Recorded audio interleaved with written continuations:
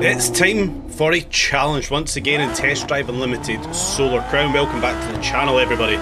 So earlier in the week we did of course put out the video here unlocking the Fluoro Lamborghini Huracan, and this of course got me thinking. There's a huge challenge within the game. There's multiple huge challenges within the game, but none more so over here in the POC Fulham district. We're going to head over to one very specific race and ask the question, can we beat the 3-minute challenge? Can you beat the 3-minute challenge? Of course, we are going to head over here to the Sandy Bay circuit. This is a 3-lap circuit on a clear 100% asphalt race. This is of course between supercars and hypercars with a max RP of 900. And there's some fantastic times on this leaderboard, and I think 3 minutes should be the target for everybody. So let's head in to the first outing here on the Sandy Bay circuit. Of course, we are in the blue Lamborghini Huracan Performante. At this point, we do have this built. I believe at this point we still have semi-slick tyres fitted, so we've obviously got a little bit less power, but we'll punch this off the line into turn number 1, slightly less committed than normal. Wanting to try and navigate around that one. We can see there is some standing water with this, kind of touching back to the video we did earlier in the week.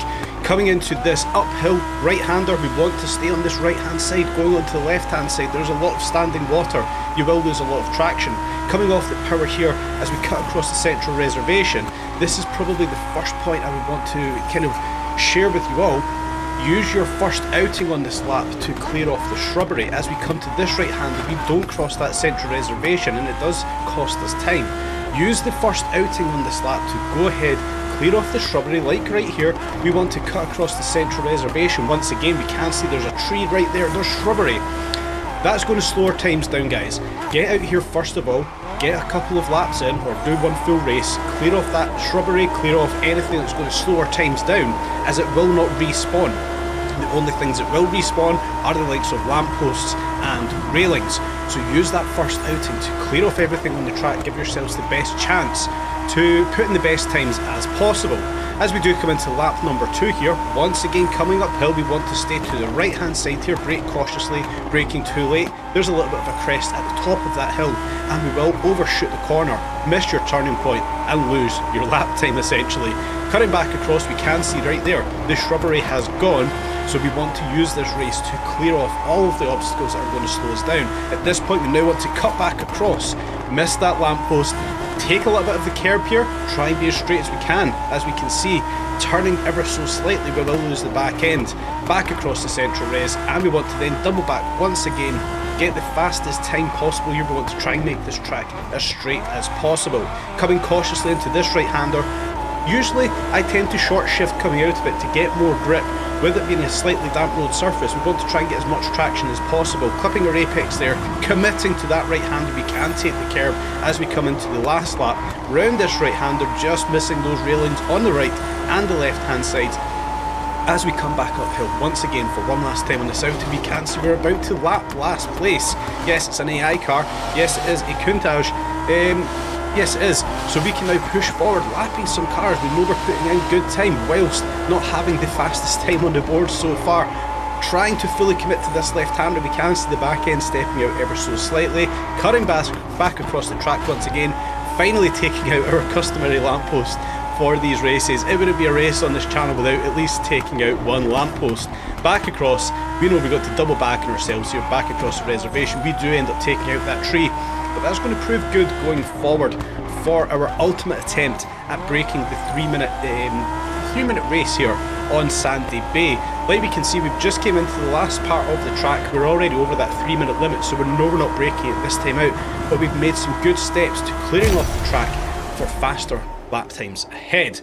Now with that being said, we did go back out, we did put the standard tyres on. After doing a 3-minute 10, we tried to get more power out of the car, and we did eventually do a 3-minute 2.19. We're getting close. We go again, we do a 3-minute 1.54. Getting ever so close to this. I think we've now got the formula, we've got that secret sauce, and we're ready to go. And like I mentioned, changing up this a little bit, putting on the standard road tyres, sacrificing some grip here for power. Like that uphill section, we need a bit more power, so we'll launch this off the line. Slightly worse launch there with the standard tyres, but fully committing to turn number 1, we can see the back end stepping out a little bit, a lack of grip. but like we can see coming up the hill here through 4th gear in particular, we've got a hell of a lot more power, and that's probably going to be what is going to help us break that 3-minute time challenge essentially here for this race. And as we come back through this section, what we can now see is all of that shrubbery, all of the street furniture, whatever you want to call it, guys, is now cleared off of the track. Cutting back across there, there's no obstacle in our way. We can set a really fast time, taking a lot of curb across the path, the car unsettled, but it is the fastest way around that turn, back across the road, doubling back on ourselves. We can now see there is no tree, there is no shrubbery in the middle of the road. Back around this corner, we want to stay nice and tight and clean through that one, short shifting, punching out of it, getting as much traction as we can, clipping that apex, going wide. We want to cut back across once again, clipping the apex, back across the path here, fully committing, the back end stepping out just a little bit. Round turn number 1, we go wide, but we just managed to save that around the pillars, cross the path, and we punch this one up the hill once again. Like we can see, sacrificing a little bit of grip for more power here.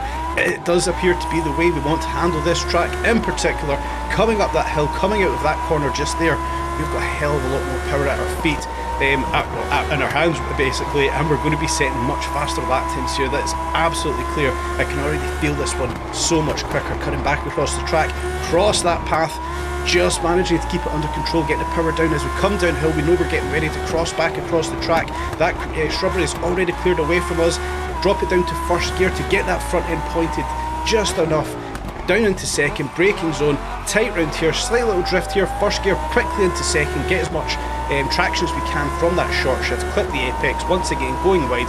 We know we want to nose this into that apex, cut across the path, and come across for lap number 3 as we just hold the back end there. Once again, taking a wide line there around the bollards. That does appear to be a really good line to get a good fast lap time here. Last time out, up the hill, round that right hand, we get a little bit unsettled, so we're not as fast as we could have been. But as we get the power down, fully committing round this corner, we do not lift, cut across the track, probably downshift into this left-hander, keep the revs nice and high here, get out this corner, quickly up into 4th gear. We don't even change to 4th gear actually, but we do take out our customary lamppost. There wouldn't be a race on this channel without taking out a lamppost. One last time downhill, cutting across the track. Do we bring it back down to 1st gear? Of course we do. We want to get that the nose of the Lamborghini pointed back round there, and for the last time out we come nice and tight around here. The back end just stepping out is a little bit compromised. We've got 9 seconds to get across the line. Are we going to do it? Tight apex there, wide on the track, push right forward to that apex, cut across the path. We've got 2 seconds, we've got 1 second. Do we cross the line in time? Of course we do. We cross the line on a 2-minute 59.72, 0.18 of a second, under 3 minutes. Absolutely delighted with this one. Like we can see on the leaderboard, in the top 20 for this one now, however many of the lap times here are true, we do manage to get up into the top 20. We do break that 3-minute time limit that we're kind of setting on this one. Some fantastically fast speeds on this board. In particular, number 5, GR Pacuvius. I've seen his name on the leaderboard quite a lot. Some phenomenal times, and it does appear that there's maybe only 1 false time on that board, maybe 1 cheating time on it, but that's probably a challenge for all of you guys. Head on over to the Sandy Bay circuit in the Pok Fu Lam district. Can you beat the 3-minute time limit we're setting for this one?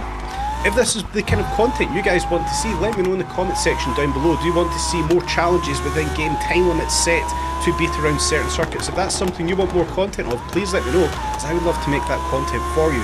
Additionally, please let me know what kind of time you guys have been doing around the Sandy Bay circuit. We of course spent a lot of time with that one, unlocking the Fluoro Lamborghini Huracan. We're going to focus on that car. In Season 2, there's some interesting things I want to do with that one. But these kind of challenges are things I want to create for the game. 3-minute challenges, the 1-minute challenge that we had earlier with the Audi TT RS. If that's the kind of content you guys want, please let me know, because I will certainly make more of it. Additionally, let me know your kind of time that you've got around that Sandy Bay circuit. It would be fantastic to know what kind of times you guys are doing. Of course, we don't get to see the leaderboard for the Xbox, and for PS, I of course play this on Steam, so I only see the Steam leaderboard. So it'd be great to know your guys' times around the Sandy Bay circuit. Everybody, I hope you've enjoyed today's video. If you have, please smash up the like button, subscribe, tap on the bell, leave me a comment, feed that YouTube algorithm as always. Yeah, I hope you've enjoyed it today, guys. Stay tuned for more updates on Test Drive Unlimited Solar Crown.